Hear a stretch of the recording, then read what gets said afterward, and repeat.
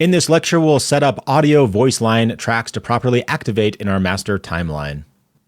In the Resources tab of this section, you'll find a downloadable zipped file called Voice Lines.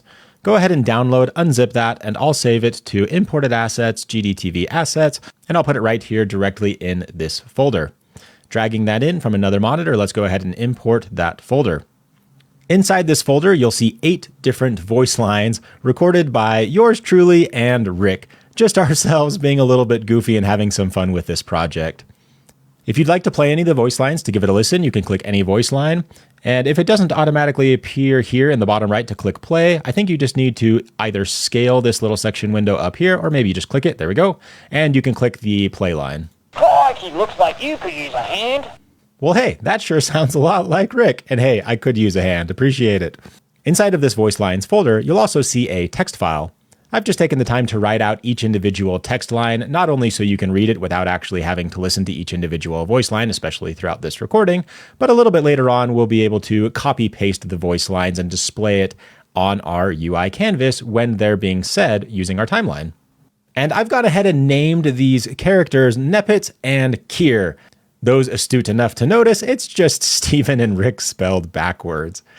We've gone ahead and recorded those voice lines, and I've gone ahead and just kind of slapped a couple filters on it to give it that radio sort of crackle. Let's get some of these voice lines actually playing on our master timeline. It might be helpful if you actually lock this text line file in the inspector. Let's see if that works. I'm going to drag my project window over by my hierarchy just for a second, just so we can see both my voice line assets and the timeline itself at the same time.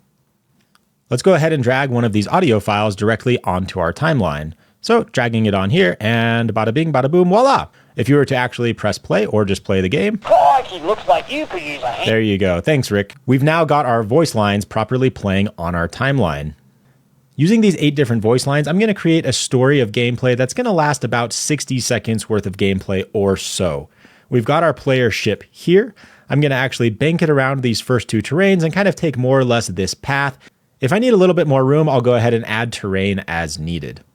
Right when our ship takes off, I'm going to fire my first voice line that says something along the lines of, "Hey, we're glad to have you here." Right at the very beginning, I'll have an enemy wave or 2 that should be relatively simple, firing the voice line like shooting fish in a barrel. Right around this section here on this straightaway, I'm actually going to fire voice line 3 that says something along the lines of, "It's a trap," and I'll actually fly in a bunch of different spaceships that kind of ambush us around a corner. We'll find ourselves in trouble, and Commander Kier, aka Rick, will then blast through the scene, saving the day, firing his own lasers from his own ship. I'll say a corny line saying, "Hey, never thought I'd see you around here." And then somewhere on this straightaway, we'll fight a bunch of different enemy ships, and then right at the end, we'll fight some sort of enemy mothership. Rick will say, "All right, let's finish this once and for all." After the enemy mothership is destroyed, I'll just zoom way off into the stars, Commander Nepitz and General Kier together going towards some way off in the distance mothership at hyperspeed, and we'll finish it off with a few other voice lines. So for now, I'm not going to be too precious about the exact spacing in between. I'm just going to get all 8 voice lines down on my timeline manager, and then we can start building a scene around it, shifting things around as we go.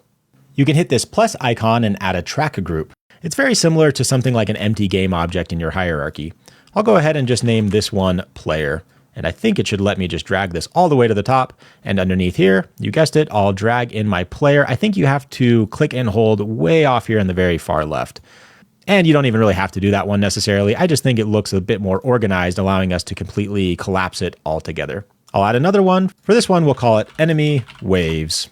And I'll drag both of my control tracks underneath it. You can click one, hold control, click the other, drag it underneath Enemy Waves, and collapse that one as well. For now, just one more track group that I'm going to call Voice Lines. We'll keep a few things under here. For now, it'll just be this single audio track line. Let's go ahead and drag this underneath. And this empty animator, I believe this was for our playtest enemy a long time ago. Probably could have deleted that some time ago. I'll just go ahead and click this little 3-dot menu and delete it entirely.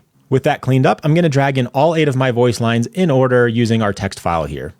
I'll drag in my first voice line and then I just need to swap it. You can actually see if you overlap voice lines, you can actually kind of get them melding together if you were to play it. It looks like you could use a hand. You here, Lieutenant? You can kind of get them meshing together in a way that seamlessly transitions. However, we're not going to do that, but just a kind of a nice little FYI. And I'll go ahead and place the other 8 without boring you too much. Okay, there you go. I've got all 8 voice lines placed on my timeline correctly. If you were to play it on your timeline directly or just play your game, you should have all different 8 voice lines firing over whatever sort of time length you put them. Which will introduce you to this lecture's Audio Voice Lines Challenge. Either using the voice line audio assets that we've provided or creating your own, place in some fun audio assets for the player using the timeline. Shoot for about 1 to 3 minutes of spaced out audio content. If you're feeling brave enough to record your own content, make sure to share it with the community. I'd love to give it a listen. When you're ready to move on with the next lecture, I'll see you there.